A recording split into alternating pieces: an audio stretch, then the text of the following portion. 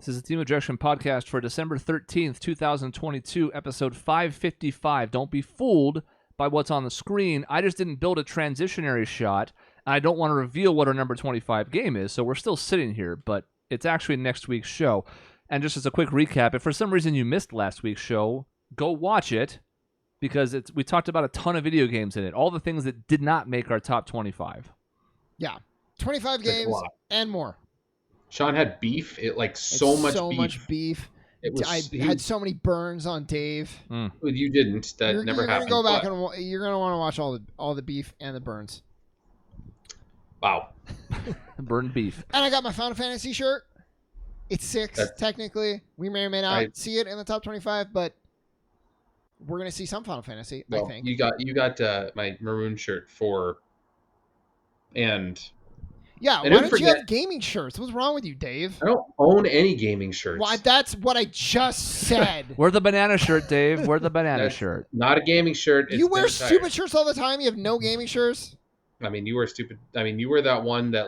Never mind. It was a Lord of the Rings one. It was dumb. It's an old reference. It's awesome. It's not. It's so cool. And it's not an old reference. The old reference is like one does not simply blah, blah, blah.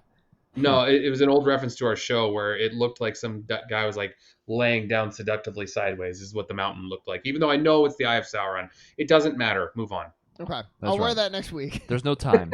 As a quick refresher, and we're not going to keep doing this each week in December, but we're going through our top 25 games of all time as voted on by a panel of us and friends of the show and longtime viewers and listeners.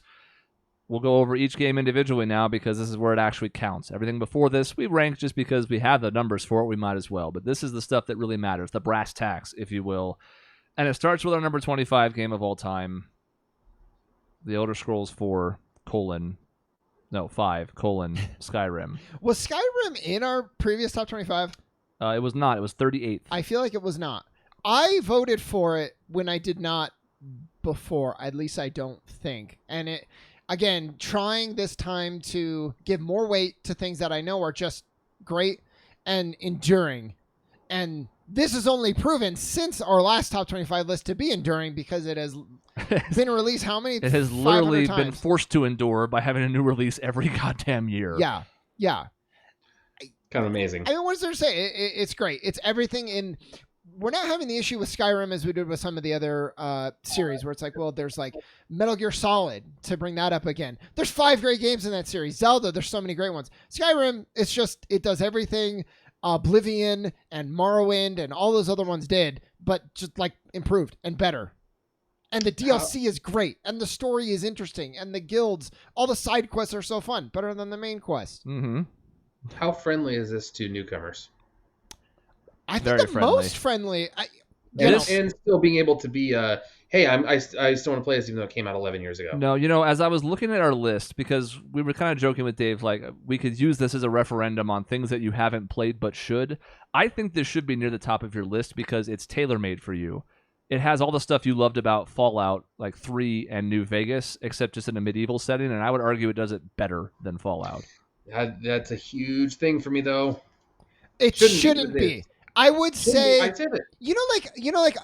if you're afraid of at night and you're like, see something in the mirror, like, oh, I need to close the bathroom door because the thing in the mirror is going to get me. And then you realize, no, I'm actually just being irrational, almost delusional a little bit. And I need to get over that mentally. That's you with medieval. There's no reason to not like an entire setting or time period of a game. If you said every medieval thing I've ever played is just not that good, that's fine. I would still say give this a shot because it's everything that you like. You have dialogue choices. You have freedom to play the way that you want to. Actually, Dave, the game encourages you. The way that you level up and gain points and skills is by doing those skills. It's brilliant. There's not a lot of games that have done it like that. The great thing is you're probably right. And I don't know. Can't do it. It's on the Switch. Never happened. I know it's on the Switch. It makes it a lot easier.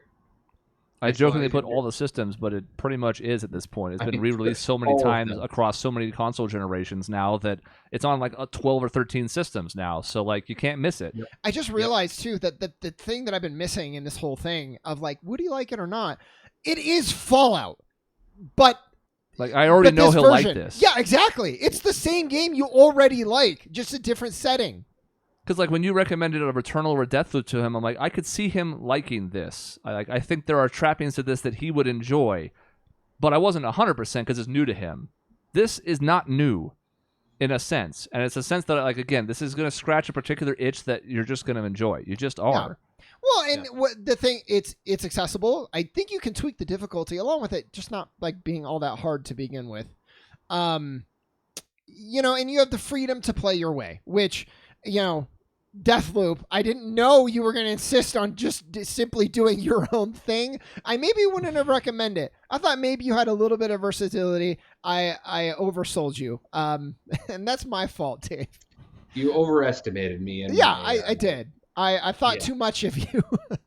I'm getting away from Skyrim in a way, but really it's just to say, like, this is a great game. You should play it. I think the only, I was going to say downside, it's not even that. Like, I think this was 38th last time because it was so new. Mm-hmm. This had just come out a couple months before we started to assemble votes for it. So I think a lot of us were uncertain, like, how high to put it, where does it fit, is it even appropriate? And of course, also at that time, it was still pretty bug-laden. Now, there are still plenty of bugs in the game to this day just because of how big the scope is. But at the time, there were more issues with it. So I think now, given a little bit more perspective and or opportunities to play it, because it's been released 100 times, it's now moved up from 38 to 25 on our list. And there we go. Do the new releases, Chris, do they just have all the DLC bundled in as well? Yes. In fact, there's some new user-generated content in the Anniversary Edition that came out earlier this year, sometime recently. That alone would be a reason to play it. Yeah, so there's some new content even now in 2022 on top of all the DLCs being included, like Dawn Guard and all that. So, Dave, you get to do your class. You get to do, like, guilds. And I would say if you're going to give it a shot and you find the main story a little bit boring, I would say stick with it. Do a couple of the missions from the 4 main guilds. And if you do the Assassin's Guild and the Thieves Guild, and you're still like, this is boring, then maybe it's not for you, but you at least have to give those a shot because that's the game at its peak. You got to give it its proper due. I get it. Yeah. And weirdly, the proper due is not even the main story. It's these side branches that are so much better. So much fun, and you're always like, why? You're clearly capable. Why can't this attention be on the main story too? But just because the strength of the game is exploring and finding things, and then when you're forced on a linear path, they didn't do a great job.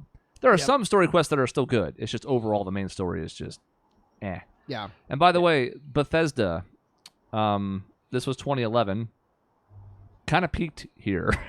Yeah. In retrospect, which is startling to think now that this is 10 years later, Skyrim's moved up on our list, and everything since then, Fallout 4, Fallout 76, disaster, Elder Scrolls 6, nowhere to be found, even though I had a trailer 5 years ago teasing it. Like, it's tough. It's weird to me because Elder Scrolls Online, I've heard, is decent, by the way, but the thing that hung up this game and is hanging up their other games is I think they wanted. I don't know if they ever even implemented it. Chris, you play this game more than me.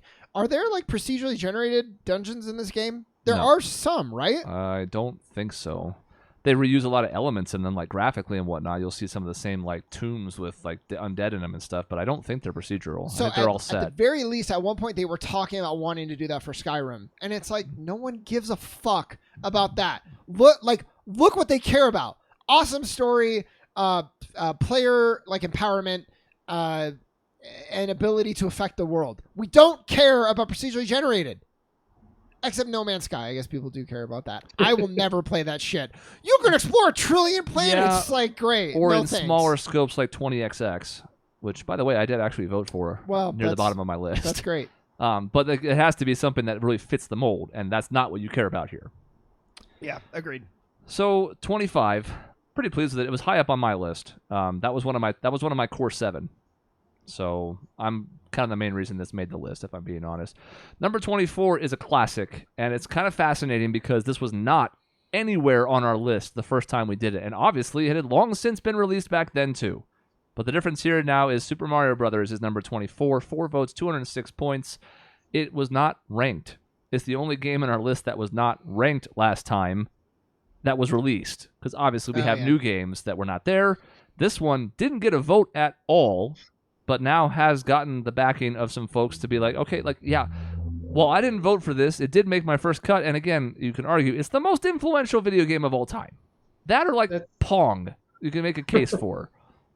This one is one where I think the focus of, hey, we're gonna try to look at influential. We're gonna try to look at being a little more objective on it. Like obviously, I'm using subjective things like how much fun I had playing it, and that plays into my ranking here. But my God, having this game, I can only imagine being a 10-year-old in 1985 and being like trying to play something like crappy like ET or Space Invaders or something on your Atari, and then getting this and being like, what? I can like explore different routes through this world. I can like get power up.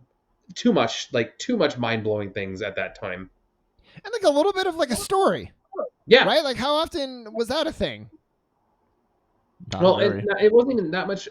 It wasn't that much of a thing at the time. Like you tried to throw some little story in there, but then I wonder if people were really fooled thinking like, wow, this is a really short game when you beat the end of World 1-4 and you beat Bowser and you're like, oh crap, that's it? Oh, in another castle. Oh shit, how many more of these are there? Yeah. Like, did you know there were 8? I don't even know. It's easy to overlook now because it's just become old hat. Again, this is now almost 40 years old, which is to say out loud. I'm born the year this came out. Yeah. So I once watched a video where I think it was Miyamoto just kind of breaking down the very first part of the first level, which you can all picture in your head. You've all played 1-1 in Mario Brothers, and there's the one coin block and then the little tower with multiple. The placement of the first Goomba. They spent about 10 minutes talking about the reasons behind it, to teach players to jump in a certain way, to then put a power-up in the first set to teach them about that.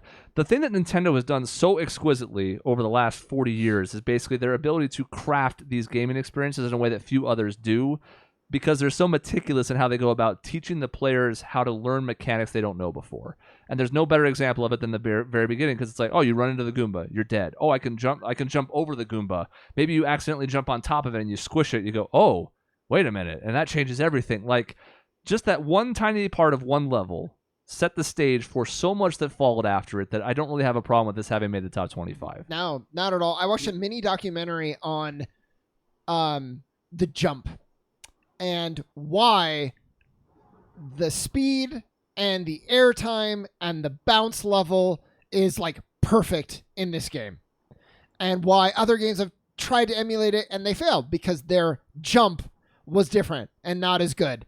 Like there's just thought that goes into every piece. If you sprint, you will go over the like small gaps. Mm-hmm. You're gonna run straight through it. Momentum matters on your jumping. Like, I mean, it sounds stupid to say, it's so many years ahead of its time, and you're still uncovering new things. I didn't know, you probably both did. If you hold, I think it's A and then hit start when you die, you start at the beginning of the world that you died on. So you don't have to start over at the beginning of the game. It's still uncovering new things. That's awesome. Huh. I learned something today. Yeah. I mean, again, this is one of those ones that I still find fun to play. You know, it's still one that I can still be like, yeah, I'll play through that, and still find it a challenge too. It holds up. Is it a little bit dated? Yeah. Sure. But like the mechanics are still so intrinsic to the experience that it still plays okay. And look, the game's been around for so long that speedrunners have now almost gotten to the point where they can level like a frame perfect AI. Mm-hmm. Because the game has been played to death, and because you know exactly what to expect from those mechanics that Sean mentioned, that now it's like, okay, the world record keeps shaving off pixels. Yeah. Fractions of a second. One input keeps getting shaved off of this to the point where I think we're like 5 frames away from being literally perfect at beating the game as quick as possible. How remarkable that a game has endured for so long and people still go back to it as a reference point. So kind of an oversight that we didn't vote for it last time. I don't know if it should have been in our top 25 last time, but the fact that like I think we focused on 3, we focused on World, we focused on 64. Like we looked at the other ones that also had a big time impact and were better games. But boy, it's hard to deny the impact this had. Launched Nintendo, launched Mario, obviously, launched platforming largely. I mean, yeah, most influential for sure. Yeah. Like even just putting in the picture of this screen made me feel some kind of way, and it's like that. Yeah. That just tells you how it's endured. Yep. The amount we've seen of it. Yeah. Number 23 is Knights of the Old Republic. It was number 5 in our 2012 list, so that may be a source of some contention. It did receive 4 votes and 220 points. The difference, of course, is now there is a remake that is going badly, not well. So that may have taken off a little bit of the luster, fairly or not, because it's still the same core experience. But to me, that was part of why it actually didn't make my list this time. It was low last time for me. It was in my last 10 out, but I don't know if it's just the passage of time or what, but it fell off for me. You two still voted for it though, so by all means, go extol the virtues. I know that if you were to pick this game up today and be like, oh wow, I can choose light side or dark side. That's cool. I've seen that before. At the time, holy shit! Like having these two different paths, having this split, this story, this dialogue driven RPG. There's something about the ability of the first time I played this through. I think I played it like in 2005, and it came out a couple years after it came out. And I was just like, this split where I can be evil, I can be good. My powers are different based on what I do. It gave it a level of replayability that other games didn't always before. It gave it a level of just interest and intrigue to me to see how different people reacted to different things and how you could change the story. I love this game. I just actually played through it again in the past like 6 months. I still love it. It's still fun. Yeah. It's everything I love about RPGs. So like you said, dialogue driven, you get to make choices. Yeah, we've grown to be more nuanced in these choices. Like lately, if there's a game where it's like you can be totally good or totally evil, yeah, we're kind of like, where's the nuance? But it still kind of works for Star Wars because it's light side or dark side. So if I set a torch to a bus full of kids, it's like, well, I am dark side. I'm not just one of those kids was bad. No, it's just bad. It's not like Mass Effect 2, which I love, and hopefully we'll get to talk more about it, where it's like you're good. You're just different shades of good. You're either like do everything to get the job done, or you're like very lawful. I can appreciate this having the full dichotomy, and like I'm okay with it. You get to embody a Jedi. Yeah. And it's amazing. You get to craft your own lightsaber, and you get to inhabit that world. The story is about you. A lot of times when you play these games, because you're creating a character, you end up playing sort of second fiddle to like the main hero or whatever the case may be. It's like, no, it's about you. You are Revan. And I'll throw out my spoiler alert because it's a 20-year-old game. The twist of you being the main bad guy and then having the choice to then fit your story into, no, I'm reformed, or nope, I'm still evil. Like, so good. I loved that twist in this game. I loved it. Well, and I just love it, even just from a storytelling perspective. Of like, if you take somebody's memories away, you're exploring inherent good and evil, or like, is it behavioral? And I think it's so good. I gets bonus points from me, fair or not, because it's one of the best things Star Wars has ever done. Yeah, it's one of the Star Wars stories. It takes the most advantage of the coolness of Star Wars, and maybe that's not like fair, but for me it means something. Yeah. It's set with familiar places, but doesn't mess with canon. It's a little bit of a cop-out. I think they said it so far in the past that it's like, whatever you do doesn't matter. But in a sense, it's kind of cool that you are in familiar places, but not messing with, oh man, how are we going to fit this into the Skywalker saga?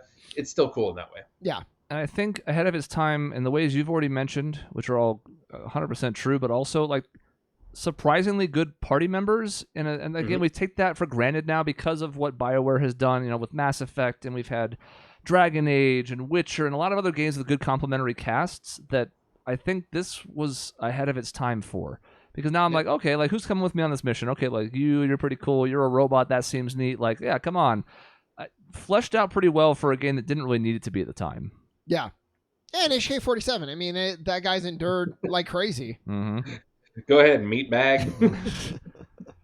That game, yeah. And honestly, there's again games that made you feel something. I always play through these types of games. Good.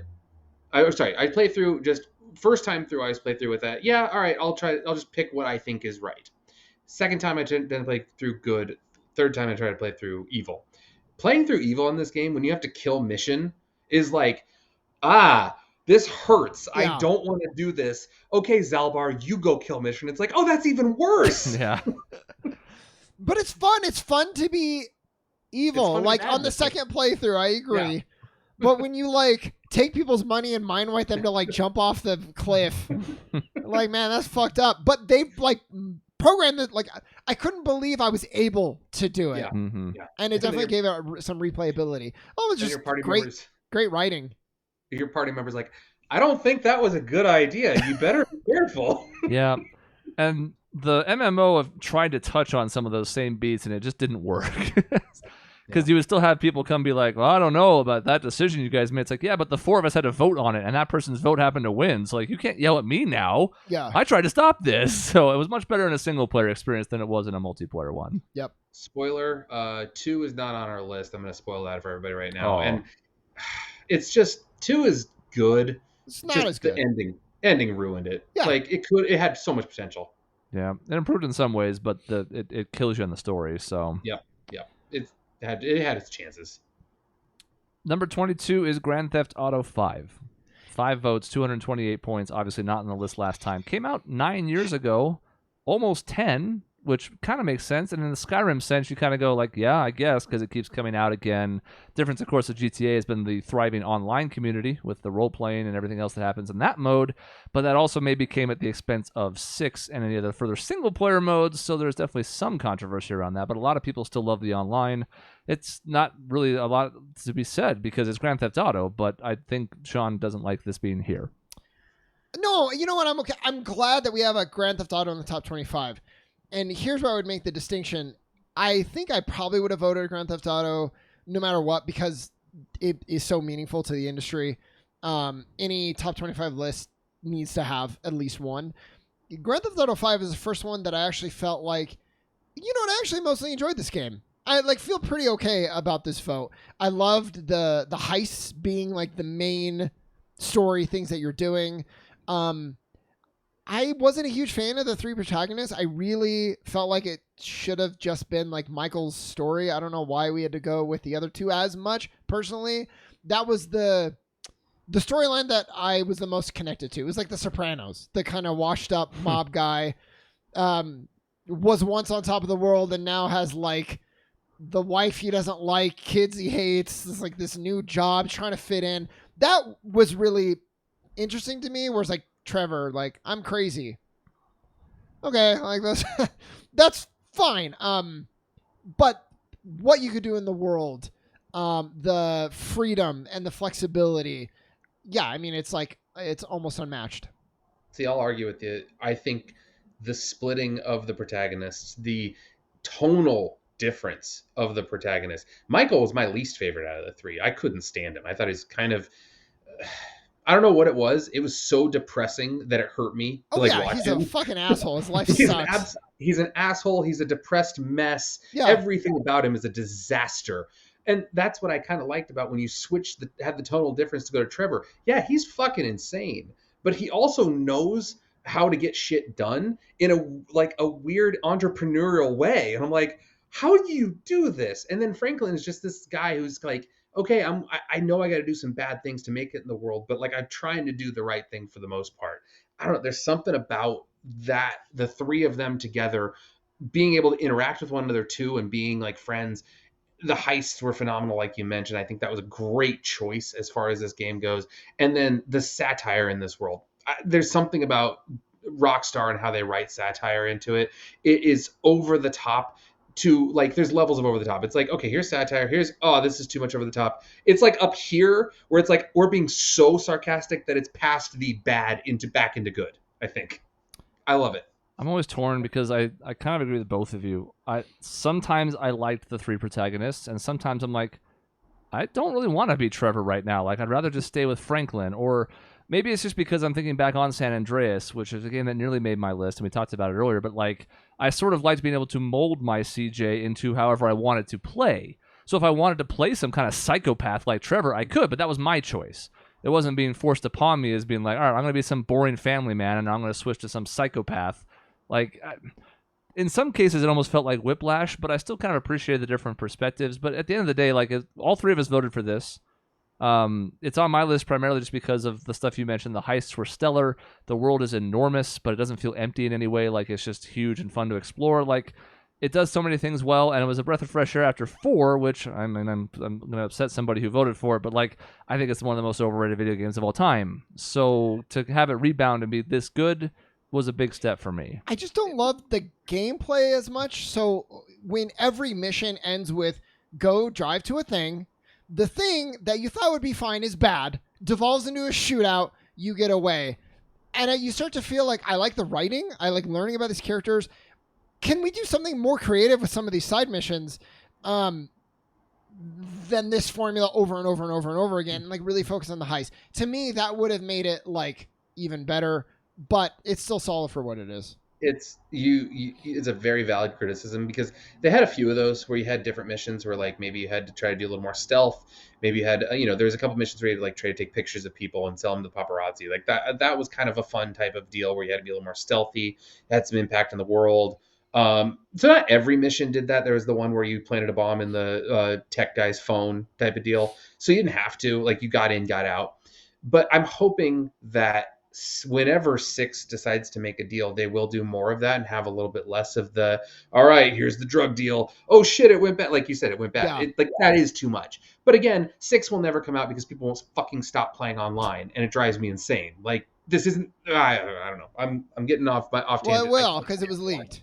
Yeah. So we know it's in progress. They're working on it. It's in progress. Great. I wish Grand Theft Auto would take more Saints Row into it because it's a better series than Saints Row, but I had more fun playing Saints Row because it doesn't have to take itself seriously. Like I can throw myself in front of cars for money as one of my side missions, and I'm having a great time doing it, getting ragdolled all over the place. Like that's fun, and I can ride like a moped and like shoot people and run them over. Like that's all fun. Grand Theft Auto needs to decide if it wants to be parody or not. Because when it wants to be straight-laced, it's almost too serious, and it doesn't take itself like it had.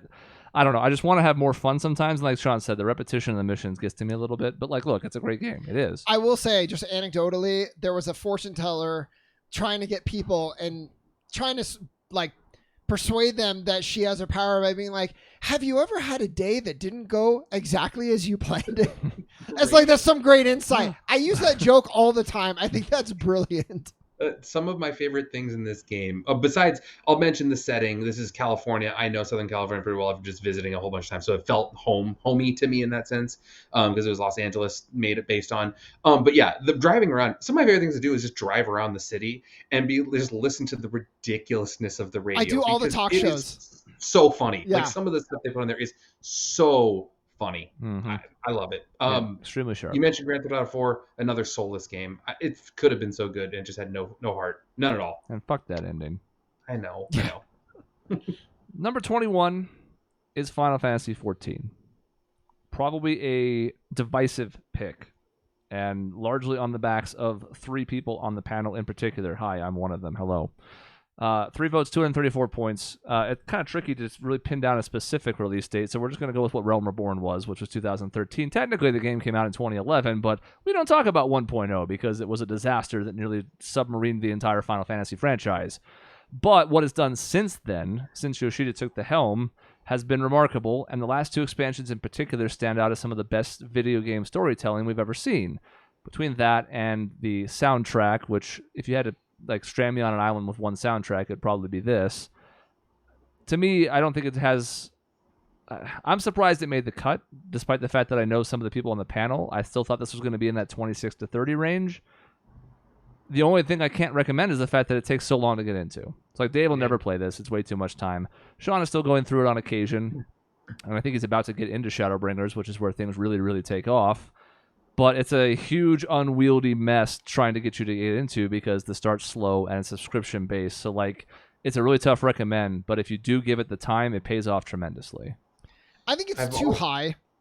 But at the same time, I like that it's here because it's the only MMO in the top 25? In the top 50? I guess WoW's not anywhere. Yeah, it's WoW's on the list, but it didn't make top 50. Yeah. So I'm okay with it for that. I think something about it, it's more to do with me, and I think not really loving MMOs or the structure or like the gameplay loop that much. But I think it's cool, and it's cool that they are pulling from the history of Final Fantasy and really like honoring that when they didn't have to. They could have gone in their own direction, but I think it's such a strength of the game that they're even like the new expansion involving the moon. And being like, yeah, we're winking at Final Fantasy IV. Like, that's great. I love that. all sorts of winks and nods. So they're going to pull the battle theme at one point just to be like, hey, remember Final Fantasy IV? Yeah. This is the one where the lack of an ending is difficult for me. I know it's kind of just something for me.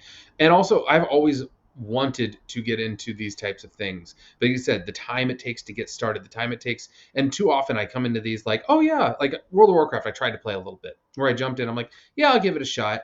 And it was like 5 years after it came out. So I'm like, okay, I'm starting this level 1 character. And there is just so much to do that it's so overwhelming. I don't even know what to do. That's how these games sometimes end up. And it's too bad because I feel like it could be a lot of fun, especially playing with friends. There's kind of an ending, Dave. There is now. Yeah. After Endwalker, we've gotten to a point where the story is still going to continue, and we've already started to delve into that with a couple of the post patches, but it wrapped up this entire decade's worth of story pretty well and put a close on the majority of it. Again, it's open-ended so they can keep going because they envision another 10 years, but like fans of this game will tell you like it's the best thing ever, like the storytelling, like all this stuff, and look, I'm a fan as well, but at the end of the day, it's like, it is unwieldy. It is, and that's the biggest entry barrier because it's like, people be like, don't buy the story skips because you need to go through it to really understand how all this stuff pays off. And it's like, that's true, but now we're talking 100 plus hours of content. And if you're not hooked by it in the beginning, good fucking luck. So It should certainly be no higher than this. I would not have been upset if this had not made the top 25. I'm also not upset that it did because Shadowbringers and Endwalker in particular have been exquisite.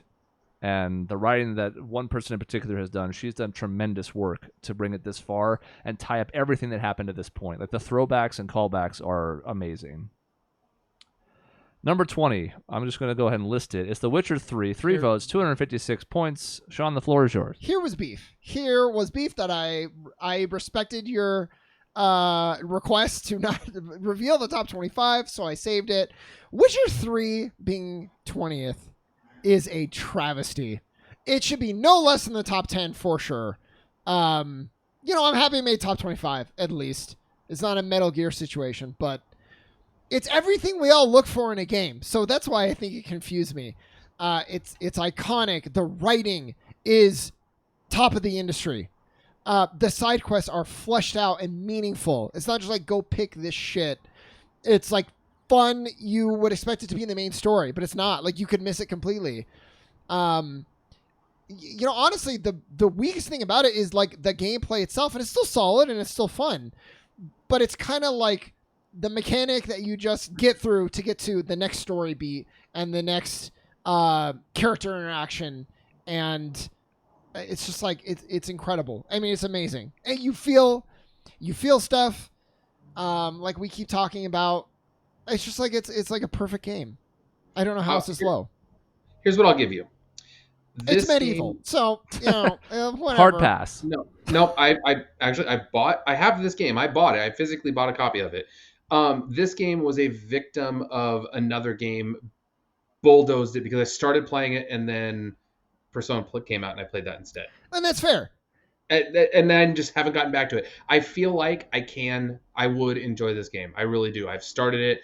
I need to start it over. Someday it will happen. And in our 2032 list of the top 500 games of all time that we're going to try to do, it'll be on there. Look, here's what I'll give you. This is a better game than Persona, but not by a lot. And if you thought Persona was better, I wouldn't even fault you. That's how close they are.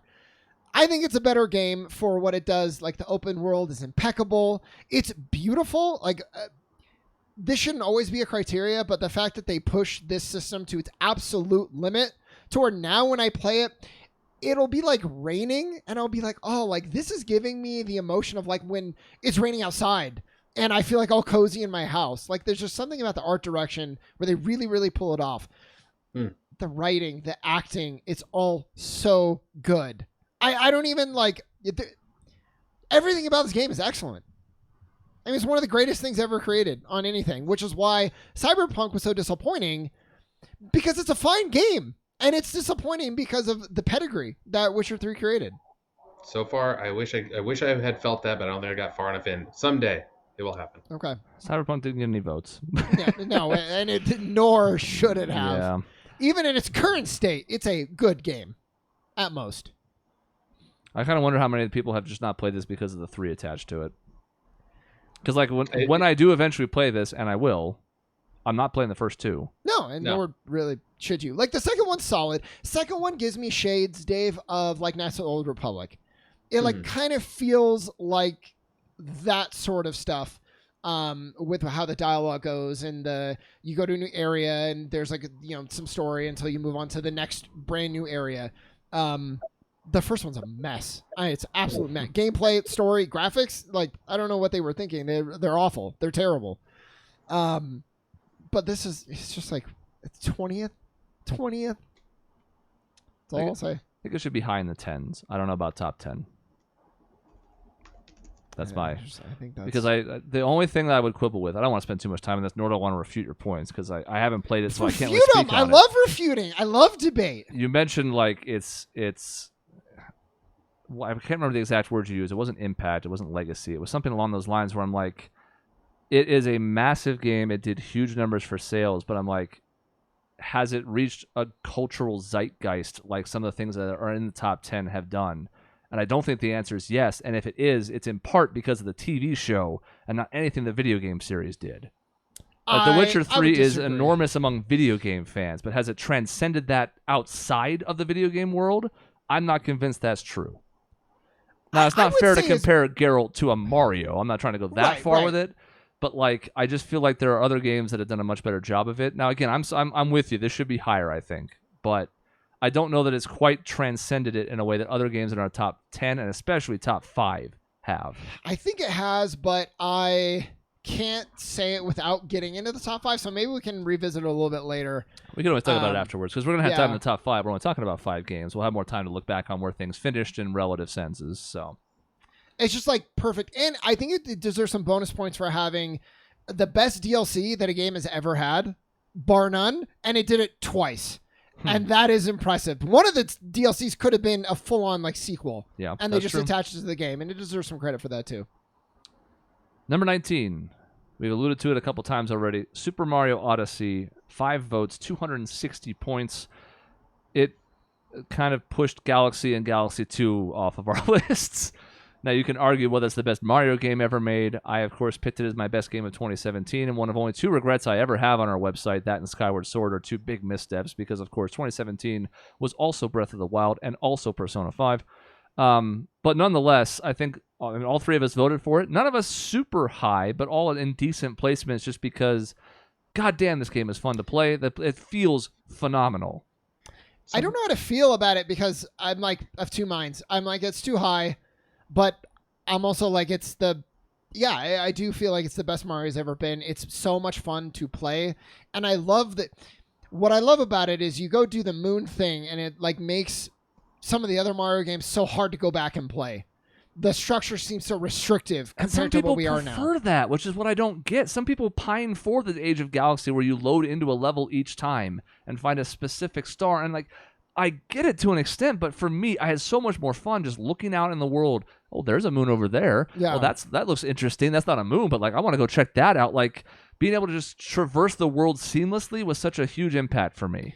And Galaxy 2, Dave, had a lot of like, you could be a spring, you can be like a bee, stupid other animal, and you're always like, can I just go back to being Mario? In almost every case, can I just return to the core gameplay? Obviously, Sunshine saw that too. The hat is amazing. And now I'm like, I would kind of like to see the hat return. Yes. Because of all the functions it unlocked. Both simple and complex, like that jump where you throw it and then you dive to it and then you get like a super long jump. So clever. It's so tight. You can be a zipper. Like literally, like one of the things you transform into is a zipper that unlocks part of the level. The level design, the openness, you can play this game so direct or open, how you want to play it. You can explore, you can try to, like you said, the long jump opens up new areas if you can master that. The tightness of the controls is the only thing I keep coming back to, because I played this and then tried when the Switch had, I tried to go back and play Mario 64. The tightness of the controls in this in relation is just unparalleled. It feels so responsive, so intuitive, and in that sense, I can't vote other Mario games much higher because of how better it feels playing it. And so it's tough, even though you may have more fun, better memories with other ones. But man, this one just does everything Mario does well to the best. Going back to 64 feels like you're underwater compared to this. Yeah. Like it's really tough. Just looking back to how tight this is, and in comparison to the path, and you've seen it at the highest level between speedrunners and everybody else. Like the control that you have over Mario, the ability, like so many different jumps and techniques, some of them basic, some of them advanced, and your ability to then use those to traverse levels in ways that you choose. I mean, look, when Nintendo hits, they hit in a way that's unparalleled. And I think it's so interesting. This is the first Mario game since 64 where every new world is like, oh, I'm so excited to go check out this new place. The Galaxy games are great, but they didn't give me that same itch of I have this brand new arena to explore, and they're so different. There's like Downtown City, which is so aesthetically jarring, but also really amazing. Yeah, interesting. To like Dark Souls Dragon medieval looking dark place that was very jarring at the time, and I was like, wow, this is cool. Yeah. This is a place we haven't gone on a Mario game before. That's neat. And like just thinking like, what are all the ways to explore? And another thing I love is it's perfect for Dave, who like can't really do like challenge, and just wants it to be easy. Like if he can play with one hand, that's ideal for Dave. So you can do that with Mario. But then for people like Chris and I, who are actually like good at games and enjoy it, there's so much depth. Like the hard levels are really fucking hard. The Dark Side of the Moon, or like Darkest Side, was a challenge. I think the hardest one, though, Chris, do you remember the one where you have to go to one side, get a thing, and then you have to return, and there are bullet bills coming and like breaking your platforms? Took me forever. And I love that because it's selective difficulty then. Yeah. You don't need to get that moon, especially if you just want to beat the game and you're not trying to get all of them. If you find something to be too hard, there's 16 other moons over there. Go get those. Yep. But if you really want the challenge, it's there for you, especially in the bonus Sean. moons you get after you beat the main game. Yeah. Hey, Sean, fuck off. Oh, damn. That's fair. Normally, you're much more subtle with your insults, but Jesus, I will let you know. I think I've got nearly 500 moons in this game. I think there's 700 or something total, and I've got like 500. So fuck off. Yeah, I mean, I got them all. That's good for Dave, the baby gamer. Let me tell you too, the jump rope one. That I'll say that was actually the hardest one. The fucking jump rope, and not really, in a fun way. Not really. How many jump ropes did you have to do to get that one? Because I feel like I did, but I can't remember. I want to say it's 100. 100 came to mind. I don't Might remember. be 50. It's been a while. I thought it was 100, and you're sitting there. I lucked out. That's all I'll say is like I just like hit. I know some people, it's like I got 95 like 4 times, and I needed 5 more. I got like 10, 15, and then like 100. I just got lucky. That's all it was. It's just the one run. That's all it takes. Yep. Number 18 is Resident Evil 4. Big drop. Number 2 Big drop. in our previous list. 2 of the 3 panelists here voted for it pretty strongly. Problem is it didn't get a lot of support from elsewhere, except one other pretty high vote, but it was only 3 votes, which, as we were starting, that's the lowest, or I guess the highest any 3-vote game got. Everything above this got more than that vote, so I guess that's part of why. But it's still in the top 25. It's still phenomenal. The remake is good. I don't know. I'm torn on it for a few different reasons. But even as somebody who doesn't love the Resident Evil series, I understand the appeal of this game. Yeah. It's certainly the best Resident Evil's been, and I don't think it's especially close. Well, we'll see. We haven't gotten the remake yet. I mean, it's been remastered for sure. Yeah, the remaster. But the remake itself, if it's really going to go all out, could change this conversation. But this one deserves to drop. But it's still great. Like, I'm still glad it's in the top 25. When it came out, it was fucking excellent. It was so good. Graphically, gameplay-wise, what you see later, especially in like 6, is that the way that the camera is over the shoulder and the tankiness of the character, it's perfect because they have enough weight to make it feel good. In later games, they feel floaty, like too fast. You don't get that, what's the word? Like tactile, I don't know. They just feel like kind of intangible. The new zombies, all we had was slow shambling zombies to this point. Now they're fast. They kind of can think. That intro level, it's funny because it's a barrier of entry for some. I know so many people are like, yeah, I couldn't get past the first area. It was too hard. And I'm like, well, you gotta, because it's supposed to be that hard. It's like teaching you can't just blow your way through all these people. You just have to survive, and you have to use your environment. And it shows off the AI because they're going to try to find you. One of the best intros ever. The things that hurt it, It's cartoonishly silly. And what I used to think was cool, I'm now like, okay, come on, Leon. Like, you're backflipping over lasers. This is... Yeah, the seeds were planted for future Resident Evil games more than we realized then. Yeah. Yeah. Like punching rocks and all of that silliness. That's too much. But the economy system, like, it just goes to show you, this is the first Resident Evil that even had that.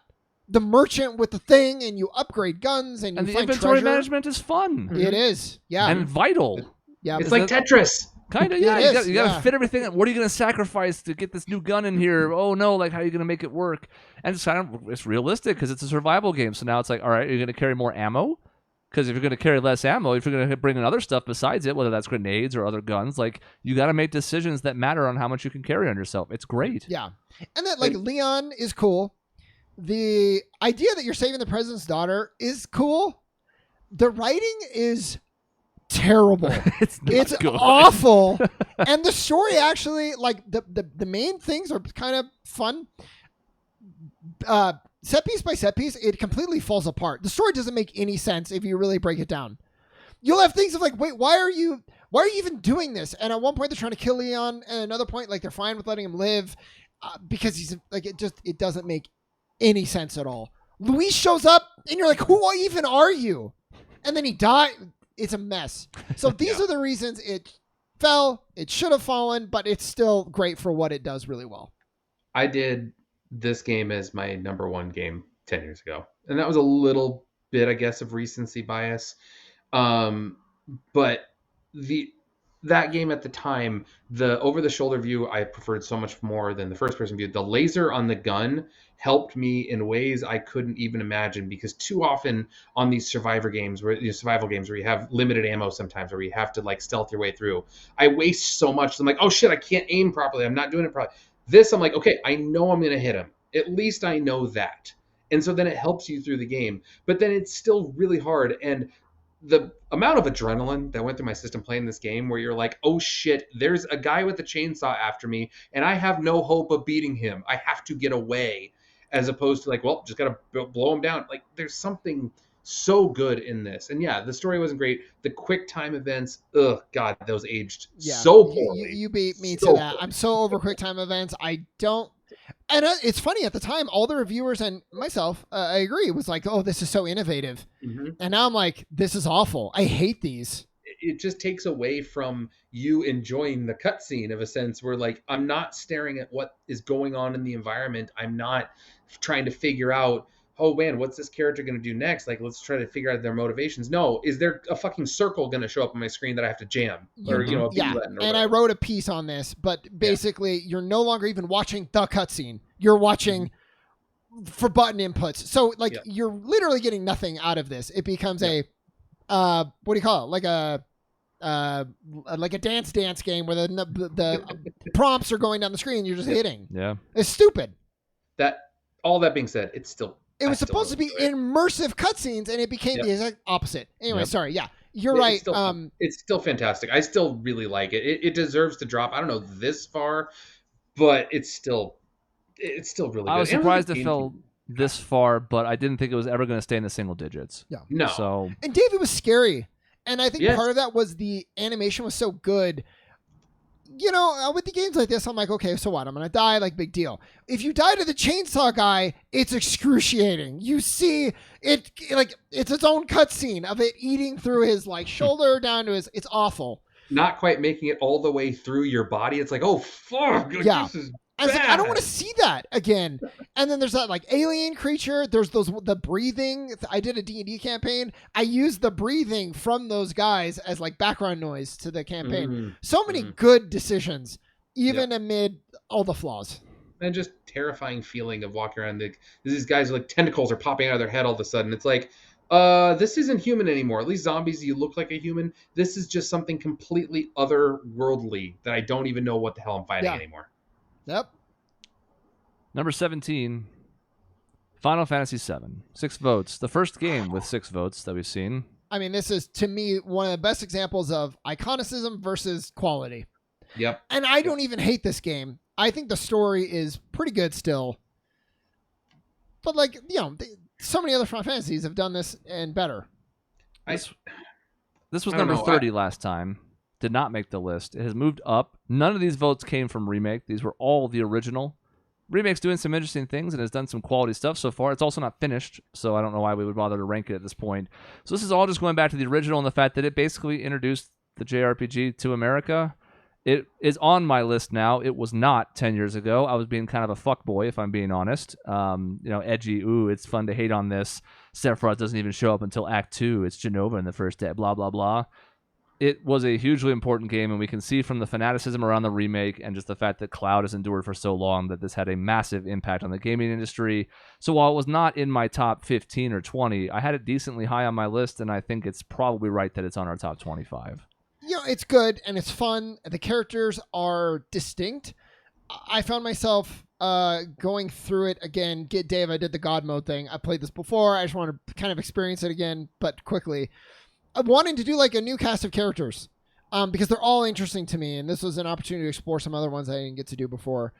I do like the story. I think it has some really nice moments, mostly around when Cloud, like, you realize, like, oh, he's actually not cool. Actually, he's really, really not cool he's at lame. all. Oh, shit. He kind of sucks, which is great. You take somebody who sucks, but they think that they're awesome because they have these memories that aren't theirs. That's amazing. And yet Tifa kind of is his rock anyway. I love all that. That's all good. And yeah, you can't overlook, if this game sucked, do we even have a Final Fantasy anymore? I think you can make the case, maybe not. And that is not in America. Yeah. This could be Fire Emblem status where it's like Japan loves it. Yeah. But, I mean, like, there's other quality Final Fantasy games before this, but none of them had anywhere near the impact this did in America. Not even close. I was obsessed with this game. When it came. I wanted a PlayStation so bad. The fact of the story, I feel like this is one of the first times where you got to connected to a character and they killed her off in like a pretty graphic way for the time, of the fact of like you invested in this character, you got to know her, you felt like this is a romantic interest throughout the story, and then it's like sword, it's like, oh shit, like it made a difference. Knowing that playing it isn't as great today, obviously, because it just takes away from the impact of it. But I don't think you can understate that. I think the battle system in this is a little, it's not my favorite. I think it's been done better in a lot of other ways going forward. Some of the story elements, once you get kind of out of the main story on the like third disc or whatever, and you're like, okay, well, I can just go wherever I want now, and I guess I'm gonna make some chocobos bang each other so I can have a really fast one, so I get this attack that takes 20 minutes to run. It's just kind of like, okay, this is too much. Like, it got to a point where like you could do all these side quests, but it didn't help all that much. But still, I think it's a good story. It's kind of a environmentalism story, which is fun. It's still fantastic good. I dropped it from 7 to 21 on my ranking because I think it's just been done better over time. But still, it still holds up. It still has some replay value, even though it's not as much as it did in the past. I didn't put it in my top 50. It's not just being edgy. I mean, because I have like 3 or 4 other Final Fantasies. Like, I love the series. Just for one reason or another, I thought the other games that I put did something better. But yeah, I mean, it's hugely important. I have no qualms with it being on the list. 17 is maybe a little high, but I think it's deserved. It's weird how the life cycle of this game has gone, where it's like up and down, where people love it and then they hate it, and then a new generation finds it like, oh, hey, I love this, and the old generation pushes back and it's like, no, this is the flaws with it. It's kind of weird how this game persists in popular culture now. I think it's a bit of a Mandela effect too, of like, yeah. For a long time, what did we hear? Like, Cloud is so emo and he's so emotional, and they're really funny, like them cutting their wrists, and they're like, and that was the greatest game. I love that meme. He's not actually all that, like, he's a little bland, but he's more like just cool guy, and that's the whole like point, because he's this person he thinks he's not. So yeah, I think it gets a bad rap sometimes, but it's so important. Yeah. And the last one in this episode, number 16, certainly an interesting choice because it came out this year, the only game on this list that came out this year or last year, or there's one asterisk on that. Elden Ring, number 16, 4 votes, 279 points. Some people would certainly say this is the greatest game of 2022. Others might even say it's the greatest game ever made. I think that's a little crazy town. But the fact that it's already risen this much, I mean, this is sort of like we talked about with a Skyrim or something else. It came out recently, but it still made it this far up the list in a list of all-time games. Yeah, it might be a little high at 16. I think you can make even recency bias is always going to be a thing. But I think you can make the case for greatest game of all time. I don't personally. But if you're sitting there and being like, this is the greatest open world I've ever been in, there's so much to do. It's so huge and yet so dense. There's so many mechanics that are in there, so much thought taken. And for a Dark Souls game, like a lot of quality of life stuff, like the horse being so easily summoned. This game ruined Horizon for me. Spoiler, Horizon 2 is not even in my top 10 for 2022. Oof. Partially because this is so much better and so much more intuitive. The story is interesting, even though it kind of suffers for me personally of what like Dark Souls always does, where I think it could use a little bit more hand-holding. But I still think the lore is really interesting. And it's like the best Dark Souls has ever been. So if you're a huge Dark Souls fan, you have the best open world, you have the best Dark Souls game. Like, yeah, I can see why this would rise in your list. I wish I had anything for this one. I mean, yeah, If you were going to play a Souls game, this is the one. Yeah. I guess You've already kind of tried Dark Souls 1, I know, but if there was going to be one that got to you, this would be it, but I don't think it's for you. I've heard so many good things. I've heard so many people lavishing the praises on this game. And when it comes down to it, it's like, am I going to want to hate myself playing through this game? That's going to be a big factor. You know, you don't. The only time I was like, I am getting pissed was the last boss fight. And it's because they do the thing where it's 2 phases and both phases are hard. So it's like you're trying to practice phase 2. You have to get through fucking phase 1 first. And then you're depleted and you would get hit once and you're dead in phase 2. And you're like, I just like, let me practice for a second. I didn't like that. Everything else was great though. And Dave, what you would like about it, and this isn't even shade at you because I did it too. I went around, I just explored the world for like hours and it was so fun exploring new stuff. What I love about this is they make it challenging enough to where when you go and you find a new piece of equipment, it's like a boon. It's like you found a lifeline. That next thing that's going to help you survive just a little bit longer. And that's what I love about how the world is constructed. So I'm out there exploring, I'm gaining levels, I'm doing whatever. By the time I come back to the main storyline, I'm like 2-shotting bosses and it feels amazing. And I love it. Because I put in my work other places in the world, getting my ass kicked there. You can also, builds matter a lot. Magic is the easy mode, and that's what I played it on, and I liked it. It was fun. You don't have to get up close and personal. You just summon a familiar, they take the aggro, hit it with spells. It's great. It's fun. I still enjoyed it. That versatility is part of what I enjoy. If you want to get up in the enemy's face, great. If you don't want to use a familiar because you want to take all the aggro because you're awesome, even more power to you. You have that option. You can see why people love it. And Dave, the thing that you hate of like Dark Souls where it's like you take a few steps, oh, there's a trap. And you have to like learn that. And then there are certain things called like dungeons. They're like instances. Some of those will have that element. For the most part, that's not in the game. Yeah, it's a lot less. There are still occasionally enemies hidden around a corner you can't see and things you activate accidentally that fuck you over, but a lot less than in the past. So it's kind of the perfect amalgamation of everything Souls has done to this point, and that's from somebody who's only watched from afar before playing this himself and then voting for it.